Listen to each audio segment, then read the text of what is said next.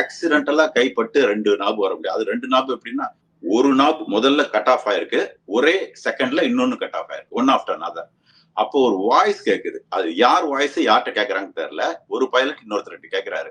இது ஏன் cut off ஸ்விட்ச் ஆஃப் பண்ணன அப்படின்னு சொல்லிட்டு. நான் பண்ணலங்கிறாரு. இது சாத்தியமே இல்ல.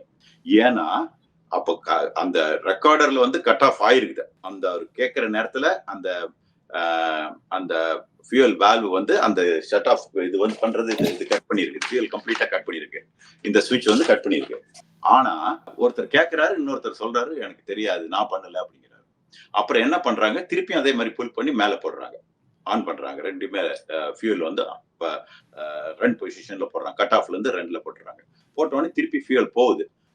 2 என்ஜின் ஒரு ஒரு பைலட் சைடுல அந்த கேப்டன் சைடுல இருக்கிற என்ஜின் பாத்தீங்கன்னா, அது ஏன்னா அது உள்ள போன உடனே அதை ஸ்பூல் பண்ணி திருப்பி பவர் வரதுக்கு ஒரு லேக் இருக்கும். ஒரு ஸ்பூலிங் டைம் இருக்கும். இது ஃபயர் ஆகுது. இன்னொன்னு ஆயிட்டு இருக்குது. இதுக்கு ரெண்டுக்கும் என்ன பிரச்சனை ஆகி போச்சுன்னா, இவங்களே ஒரு 1000 அடியில இருந்திருந்தாங்களா அது ஒண்ணுமே நடந்திருக்காது. விபத்தே நடந்திருக்காது. இவங்க வெறும் 425 625 நம்ம சொல்லி இருக்கிறோம். 625 கடல் மட்டத்துல இருந்து தான். ஏன்னா அந்த ஃபீல்ட் எலிவேஷன் சொல்லக்கூடிய அகமதாபாத்ல 195 அடி அது இருக்குது. சோ அதை கழிச்சிட்டு பாத்தீங்கன்னா வெறும் 425 அடி மேலதான் இருக்காங்க.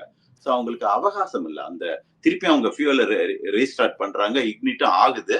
ஆனா ஒரு ஒரு 20-30 செகண்ட் எக்ஸ்ட்ரா கிடைச்சிருந்தா அந்த விபத்து முற்றிலும் தவிர்க்கப்பட்டிருக்கலாம்.